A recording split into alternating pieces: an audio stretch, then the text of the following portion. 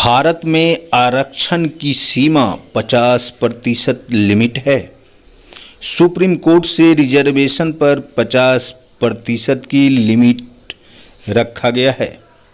फिर बिहार सरकार ने 75% का रिजर्वेशन देकर आखिर क्या संदेश दिया है? क्या यह 75% रिजर्वेशन बिहार में लागू हो सकेगा? मैं संजीव कुमार सिंह और आप देख रहे हैं संजीवनी बिहार।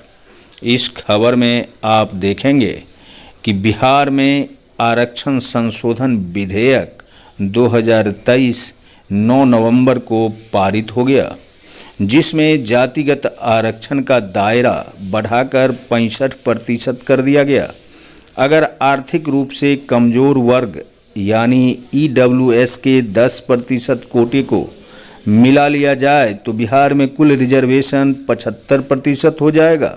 यह देश भर के आरक्षण के लिए तय अधिकतम सीमा यानी 50% से काफ़ी ज़्यादा है। जबकि 1992 में सुप्रीम कोर्ट में 9 जजों की संविधान पीठ ने इंदिरा साहनी बनाम भारत सरकार केस में ऐतिहासिक फैसला देकर 50% सीमा तय की थी। इसी लिमिट की वजह से महाराष्ट्र, आंध्र प्रदेश, छत्तीसगढ़, ओडिशा और राजस्थान के फैसले आज भी पलटे जा चुके हैं। ऐसे में क्या बिहार में 75% आरक्षण देने की कवायद टिक पाएगी? लेकिन यह आरक्षण टिके या ना टिके, बिहार सरकार ने राजनीतिक गेम अवश्य खेल दिया है। इस गेम का प्लानिंग क्या है? और आगे लोकसभा का चुनाव है। नीतीश कुमार के महागठबंधन की यह चाल बिहार वासियों को समझ में तो आ रही है, लेकिन घोषणा बिहार की सदन ने कर दी है और इस पर मुहर भी लग गया है। ऐसे में अब सवाल उठता है कि बिहार में 75% रिजर्वेशन का यह कोटा किस प्रकार से लागू होगा। बताया जाता है कि 1962 में पहली बार आई 50% रिजर्वेशन लिमिट की बात MR बाली वर्सेज मैसूर सरकार, पहली बार 5 जजों की पीठ ने माना कि रिजर्वेशन 50% से कम होना चाहिए। इसी प्रकार के मामले 1975, 1985, 1992 में भी आए और रिजर्वेशन का जो कोटा था वह 50% पर टिक गया। 1991 की बात यदि हम करें तो केंद्र में कांग्रेस की सरकार थी और प्रधानमंत्री PV नरसिंह राव ने जनरल कैटेगरी को आर्थिक आधार पर 10% रिजर्वेशन देने का आदेश जारी किया था। इसका देश भर में विरोध हुआ था और सुप्रीम कोर्ट में याचिकाएं भी दायर की गई थी। फिर क्या था, यह रिजर्वेशन हटा लिया गया था। इसके बाद 10% का आरक्षण नरेंद्र मोदी सरकार ने EWS के लिए जारी किया और यह वर्तमान में लागू है और इसे हटाया भी फिलहाल नहीं जा सकता है। ऐसे में बिहार में 65% आरक्षण और 10% EWS का आरक्षण देकर कुल 75% आरक्षण देने की बात चल रही है। अब बिहार ने 75% रिजर्वेशन का प्रस्ताव पारित कर दिया है सुप्रीम कोर्ट की 50% लिमिट होने के बावजूद। आखिर यह पारित कैसे होगा? इसके लिए जानकारों के मुताबिक कहा गया है कि इसके लिए बिहार सरकार को 3 प्रकार की परिस्थितियों से गुजरना होगा। बिहार सरकार यदि कोर्ट में यह मैटर जाता है तो इस पर अपनी विशेष परिस्थिति होने का दावा पारित कर दे तो यह लागू हो सकता है, अन्यथा यह खारिज हो जाएगा, जैसे 1992 में हुआ था। 50% से अधिक की सीमा आरक्षण का आप लागू नहीं कर सकते हैं। यह देश भर में नियम बना हुआ है। इसके कारण कई राज्यों के आरक्षण संबंधित बढ़ाने के मामले कोर्ट में चल रहे हैं। बिहार सरकार के पास दूसरा विकल्प है कि आरक्षण की सीमा बढ़ाने के प्रस्ताव को संविधान की 9वीं अनुसूची में रखा जाए। इसके लिए राज्य सरकार अपने बिल को केंद्र के सामने पेश करेगी। यदि केंद्र इसे संविधान की 9वीं में सूची में रख लेता है तो उसे इस फैसले को न्यायिक समीक्षा से सुरक्षा मिल जाएगी। मतलब कोर्ट में इसकी समीक्षा नहीं हो पाएगी और जितनी भी याचिकाएं डाली जाएगी वे स्वतः रद्द मानी जाएगी।